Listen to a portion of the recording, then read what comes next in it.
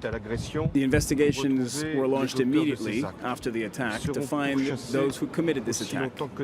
We will track them down as long as it takes so that they can be brought to justice.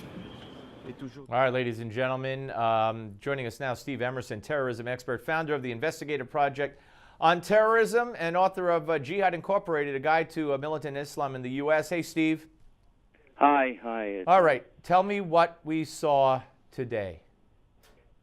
Well, we saw today several things. One is we saw, the paradigm of a Islamic terrorist attack, which sort of brings you back to the line of Back to the Future. I mean, we're going to hear many pundits say it's the new form of radical Islam or the new form of terrorism. It's not. This has been around for the last 30 years. We seem to be surprised every single time an attack like this occurs. Number two, I've yet to hear any Western leader, and I've yet to hear any actually major pundit, counterterrorism, quote, experts say this is an act of radical Islamic terrorism.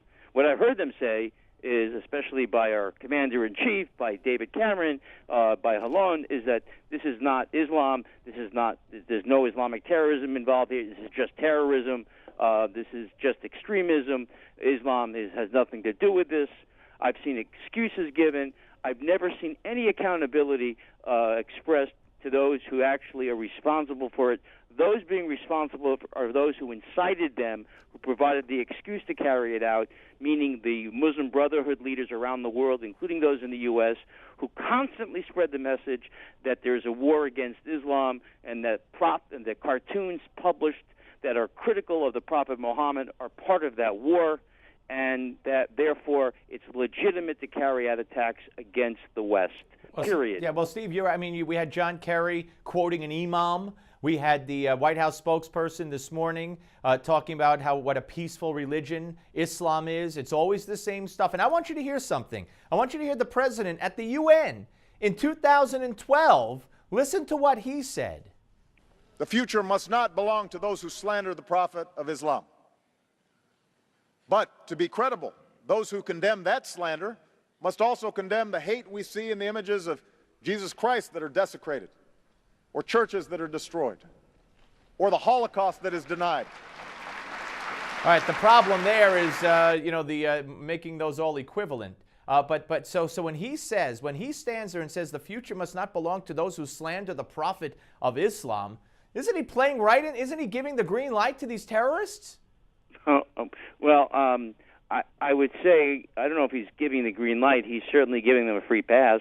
He's certainly basically saying you're not responsible. In fact, you have a legitimate excuse. He's not actually saying go out and attack. No. What I meant, maybe green light. What I meant by that was what you just said, legitimate excuse. Yeah. Well, first of all, the fact that he's saying that, I mean, look, contrast that with his comments after, the Sony North Korea attack, when he said in the press conference, I wish they had consulted me. I would have told them we're not going to cave into such, extortion against free speech. What was he saying there? I mean, look what his comments were after the publication of the Danish cartoons. He says, we would never publish them. It's an offense against, it's reprehensible, and it's disgusting, and it's an offense against Islam and religion. All right, Steve, let me ask you, we got less than a minute left. Are we going to see more of these, and is this going to hit, God forbid, the U.S. one day? You know what? We have seen them.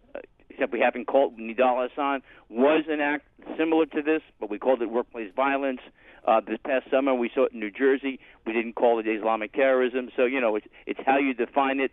Our refusal to call Islamic terrorism what it is, Islamic terrorism, is part of the problem and why they are enabled. That's the tragedy here, and that's a scandal. All right. Steve Emerson, great to talk to you, sir, and thank you very much for your time. Steve Emerson, ladies and gentlemen.